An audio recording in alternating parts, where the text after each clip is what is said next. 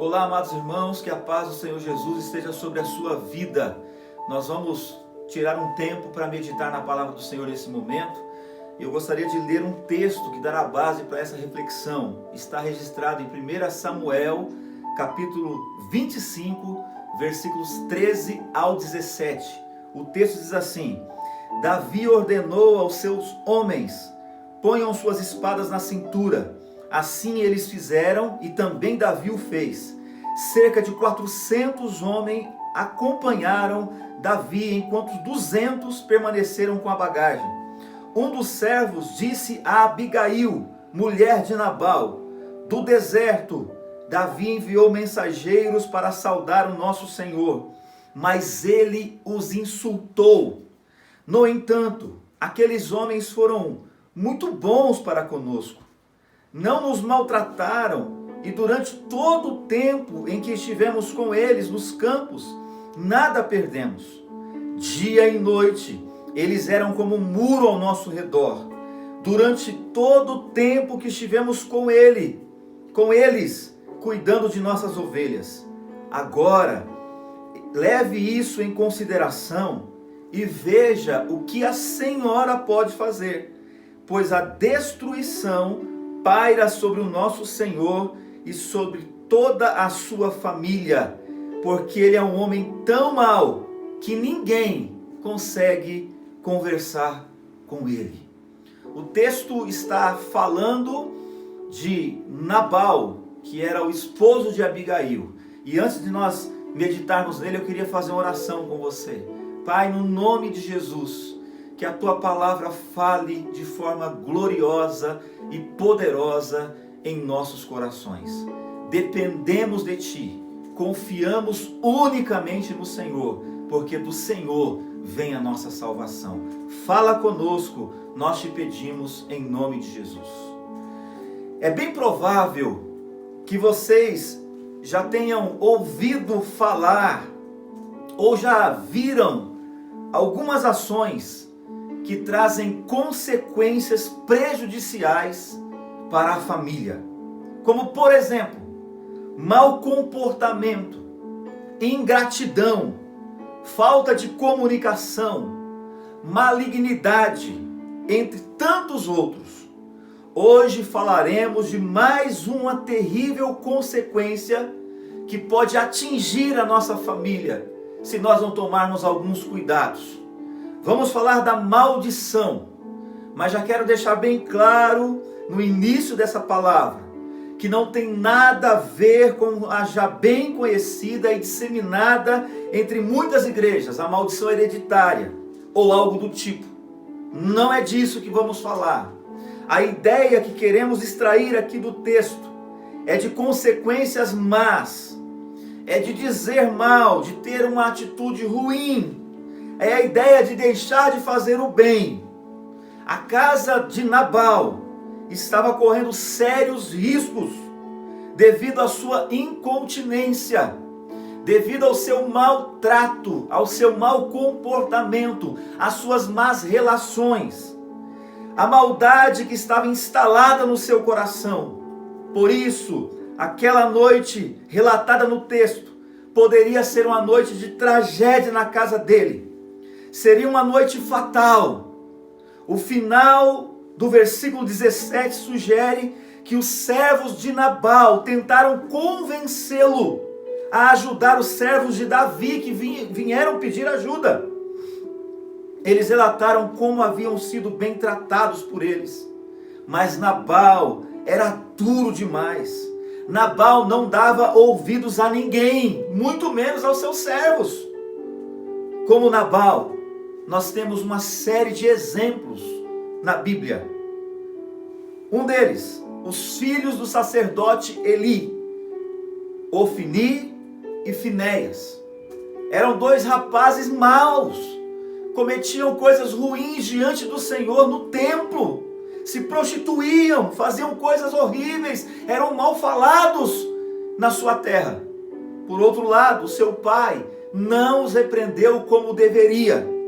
Esses dois foram mortos numa batalha por causa dos seus pecados, e quando seu pai, Eli, o sacerdote, recebeu a notícia, ele estava sentado em uma cadeira de balanço, ele caiu para trás, quebrou o pescoço e veio a morrer também, por causa de maus comportamentos, de más atitudes. Outro exemplo, Jezabel, mulher do rei Acabe, muito conhecida, era uma mulher idólatra, ela adorava a Baal, fazendo o rei seguir assim o seu mau caminho também. Matou os profetas de Deus.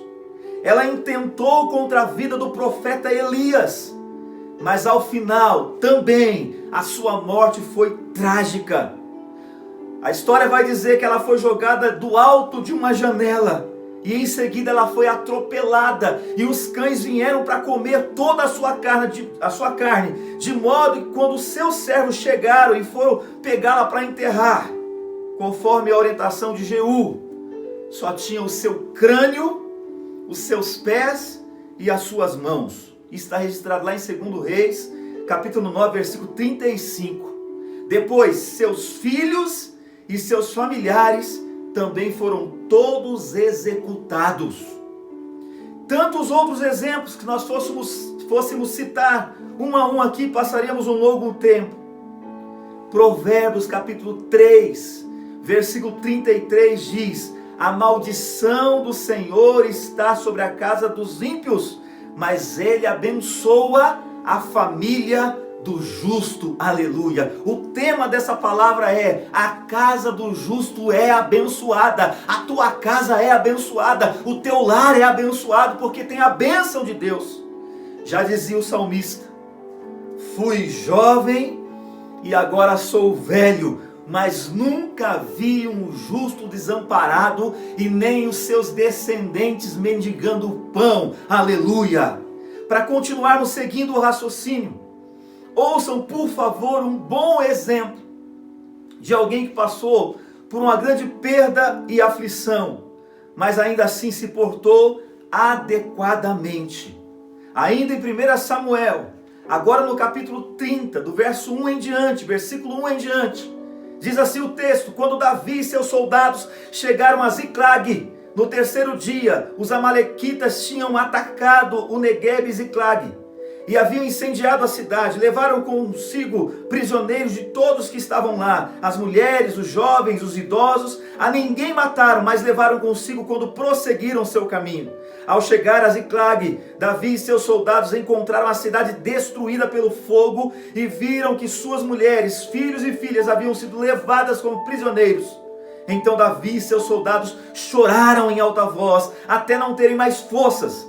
As duas mulheres de Davi também tinham sido levadas, Aionã e Jeriel, que é Abigail de Carmelo. Aionã de Jeriel e Abigail de Carmelo, a que fora mulher de Nabal. Davi ficou profundamente angustiado, pois os homens falavam em apedrejá-lo. Todos estavam amargurados por causa dos seus filhos e das suas filhas.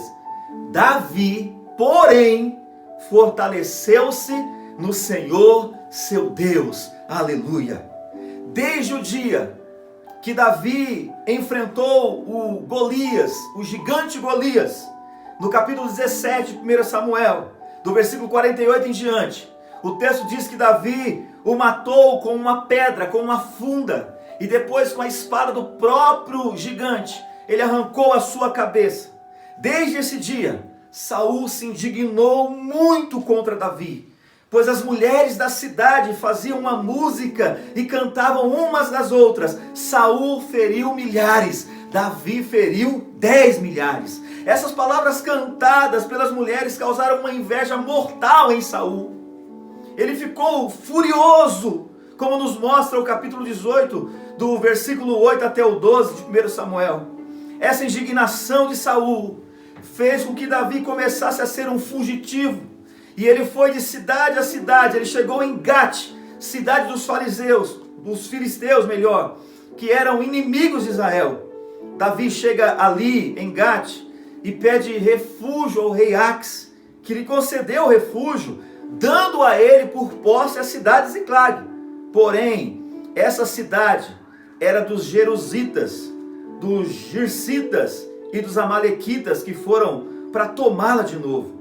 Um dia então, quando Davi voltava de suas pelejas com os seus homens, com os seus guerreiros, os amalequitas haviam destruído toda a cidade, haviam levado as suas mulheres, haviam levado seus filhos e todos os bens de Davi e dos seus homens. Foi uma investida pesada do inimigo. Aí alguém pode perguntar, mas como pode isso? Davi não era justo? A casa do justo não deveria ser abençoada?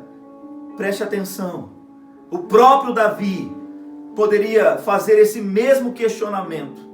O próprio Davi poderia ter esse sentimento no seu coração e simplesmente murmurar diante daquela tragédia que ele estava assistindo. Mas não, ele teve uma postura exemplar. Daí nós vemos claramente a diferença entre Nabal, aquele que atraía medo e riscos de morte, e Davi, que mesmo com ameaças e roubo do inimigo na sua casa, na sua família, ele tem atitude que devem ser seguidas por todos nós. Aprenderemos com Davi como o justo se porta na adversidade. Pois não podemos nos esquecer que estamos num verdadeiro campo de batalha, e é contra a casa do justo que o inimigo investe todos os dias pesadamente. Ele quer destruir, ele quer roubar, ele quer matar tudo aquilo que nós temos. Em primeiro lugar, Davi e seus homens choraram diante do Senhor. Olha o que está escrito no capítulo 30 de 1 Samuel, versículo 4. Então Davi e o povo que se achava com ele alçaram a voz e choraram até que neles não houve mais força para chorar. Eles choraram tanto que as lágrimas secaram, eles não tinham mais força para plantear, para chorar. A primeira coisa a fazer, quando o inimigo estiver atacando a sua família, chore por eles. Planteie por aqueles que você ama, mas faça isso com todas as suas forças. Pelo amor de Deus, não fique só olhando, só observando o que está acontecendo no mundo, como se fosse tudo muito normal, como se as coisas estivessem normais. Pois muitos filhos estão passando por um distanciamento das coisas de Deus. Muitos dos nossos filhos não têm mais desejos das coisas espirituais, não querem mais congregar, estão sendo envolvidos por esse mundo, um envolvimento fora do normal com a tecnologia atual, como se o mundo fosse totalmente virtual, fora da realidade, conectados com o virtual e desconectados do mundo real. Se você já ouviu falar em twins ou em índigo, cristal, são tendências de um mundo que querem inverter os papéis e com isso levar à falência os valores da família. A ideia é que as crianças passem a ter poderes que elas não têm. Decidir, por exemplo, por coisas que elas não deveriam decidir. Orçamento familiar, o que se compra, o que se vende, o que se possui, aonde se vai. Essas coisas, essas decisões competem aos pais. Em alguns momentos a gente pode até dar essa oportunidade para os nossos filhos. Onde você quer ir hoje? O que você quer comer hoje? Mas não são eles que tomam a decisão, que devem tomar as decisões. Mas é que o mundo está tentando imprimir hoje que as crianças, que aqueles que não devem ter a sua autoridade tenham. Ou seja, uma inversão de papéis, uma inversão de valores. E isso tem deixado muitas famílias perplexas, angustiadas e totalmente desestabilizadas em seus princípios e conceitos. O que fazer diante de tudo isso? Vamos deixar o controle das coisas nas mãos deles? Vamos deixar que crianças e adolescentes decidem o que devemos ou não fazer? Vamos deixar nas mãos deles as responsabilidades que são nossas e que não podemos de forma alguma transferi-las para ninguém, porque seremos cobrados. É preciso tomarmos a nossa postura de líderes espirituais dentro da nossa casa, para que vivamos as bênçãos de Deus na nossa família. Estão tentando destruir as famílias, estão tentando desestabilizar as famílias, estão tentando inverter todos os papéis possíveis. Davi se esforçou no Senhor seu Deus em favor da sua família. Olha o que diz o versículo 6 de 1 Samuel 30. E Davi muito se angustiou, porque o povo falava em apedrejá-lo, porque o ânimo de todo o povo estava em amargura, cada um por causa dos seus filhos, das suas filhas. Todavia, Davi se esforçou no Senhor, seu Deus. Aleluia. Meu amado, preste muita atenção. Por você ser um servo de Deus, você tem a responsabilidade de exercer a proteção espiritual em sua casa. Mas isso não lhe dá o direito, não me dá o direito de nos portarmos soberbamente como se fôssemos os mais santos e os melhores entre os nossos familiares. Mas nós devemos nos lembrar que essa responsabilidade que Deus coloca em nossas mãos será cobrada de cada um de nós um dia. Porém, não se desespere, porque a sua e a minha família está nas mãos do Senhor. A sua e a minha força para nos portarmos diligentemente vem do Senhor. A ideia que o texto traz aqui é: esforce-se nele, confie nele. Olha o que diz o Salmo 46, ou parte dele: Deus é o nosso refúgio e fortaleza, socorro bem presente na angústia. Pelo que não temeremos, ainda que a terra se mude, ainda que os montes se transportem para o meio dos mares, ainda que as águas rujam e se perturbem, ainda que os montes se abalem pela sua braveza. Diz o texto: há um rio cujas correntes alegram a cidade de Deus, o santuário das moradas do Altíssimo. Deus está no meio dela, não será abalada. Deus ajudará já ao romper da manhã. Aleluia. Ele está cuidando da nossa vida, Ele está protegendo a nossa casa. Por favor, entenda isso. Ainda que a figueira não floresça, nem haja fruto na vide, ainda que o produto da oliveira venha mentir, e os campos não produzam mais mantimento, e as ovelhas da malhada sejam todas arrebatadas, e nos currais não haja mais vacas, todavia eu me alegrarei no Senhor, e exultarei no Deus da minha salvação. Aleluia. Davi consultou o Senhor antes de partir para a batalha. Ainda em 1 Samuel, agora no versículo 7 do capítulo 30. E disse Davi a Abiatar, o sacerdote, filho de Aimeleque: traze-me, peço-te aqui, agora, um éfode. O que era isso, o éfode? Era uma túnica sacerdotal, usada quando o sumo sacerdote ia entrar na presença de Deus. Davi estava disposto a buscar ao Senhor e a fazer conforme a orientação que o Senhor lhe desse. Abiatar trouxe o éfode a Davi. Olhem agora, por favor, escutem o que diz o versículo 8. Então consultou Davi ao Senhor, dizendo: perseguirei essa tropa? Alcançá-la-ei?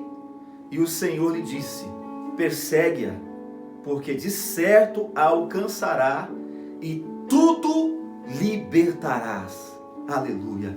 Olhem a bênção que está voltando para a casa de Davi. Olha a promessa que Deus está fazendo, a resposta que Deus está dando à sua oração diante de uma aflição terrível que ele estava enfrentando e ameaça de morte. Porque agora os homens do seu exército queriam enforcá-lo, queriam matá-lo, porque estavam angustiados e colocavam a culpa em Davi pela destruição da cidade e pelo cativeiro de suas mulheres, de seus filhos, dos seus idosos, dos seus anciãos.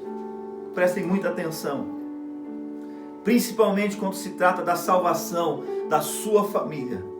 Esteja sempre em contato com o Senhor. É dele que vem a resposta e a direção para tudo. Seja qual for o problema, seja qual for a afronta, seja qual for a aflição, Deus trará resposta para nós, Deus trará resposta para a nossa família. Esteja sempre em contato com a direção e o auxílio do Senhor, peça a direção a Ele, pergunte qual a melhor estratégia, pergunte qual o caminho a ser seguido.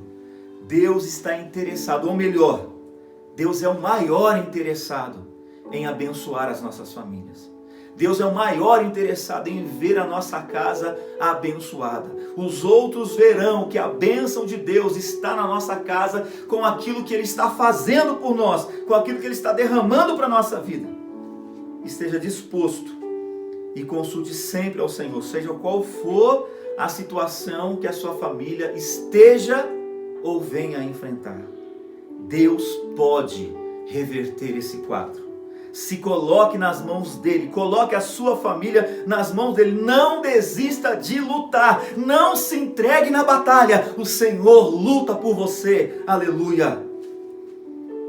Quarto e último lugar, Davi foi perseverante, valente e generoso diante do Senhor. 1 Samuel capítulo 30, do versículo 17 em diante, preste atenção. E feriu-os Davi desde o crepúsculo até a tarde do dia seguinte. E nenhum deles escapou, senão só 400 jovens que, montados sobre camelos, fugiram.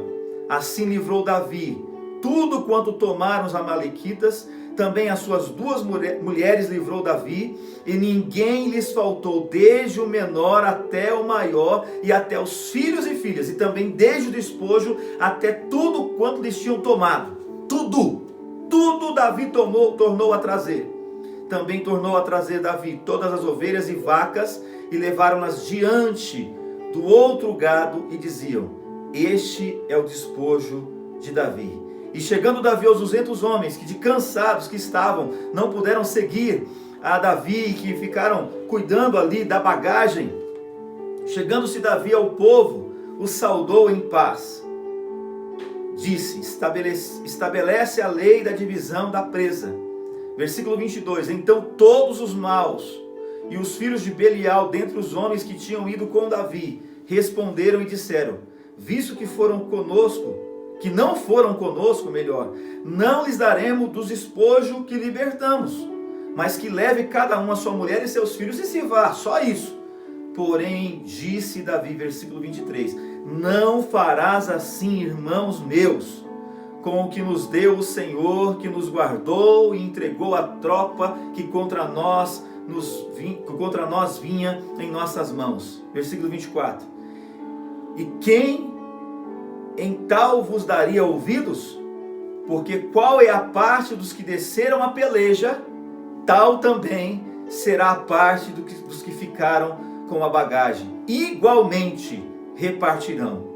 Quando você se mostra perseverante, como Davi se mostrou perseverante, Deus te faz valente, como fez valente a Davi.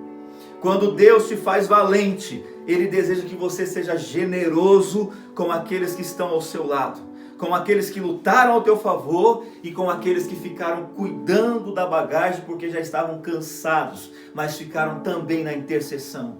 Somos um corpo, então cada membro desse corpo deve ser valorizado, deve ser cuidado, deve ser tratado com glória, com honra, com louvor, como foram aqueles homens que estavam na linha de frente de batalha e aqueles que ficaram na retaguarda.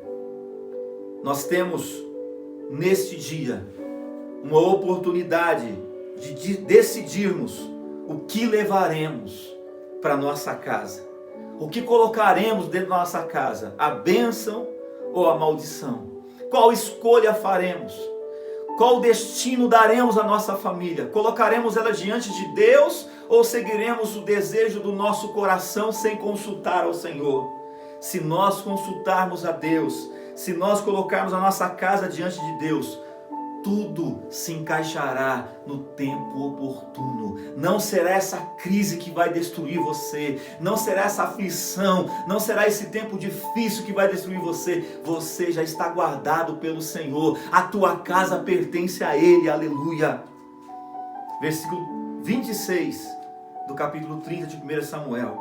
E chegando Davi a Ziclague, enviou o despojo aos anciãos de Judá, seus amigos, dizendo: eis aí para vós uma bênção do despojo dos inimigos do Senhor. O Senhor lhe deu vitória contra os seus inimigos.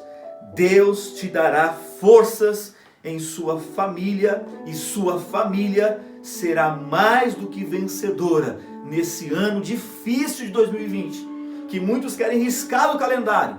Deus será uma fortaleza para a tua família. No ano que vem, 2021, no outro ano, 2022, 2023, até a volta do Senhor para a glória de Deus, Ele estará cuidando da sua casa. Aleluia. Eu concluo dizendo: a casa do justo é abençoada. Que Deus abençoe a sua casa, que Deus abençoe a sua família.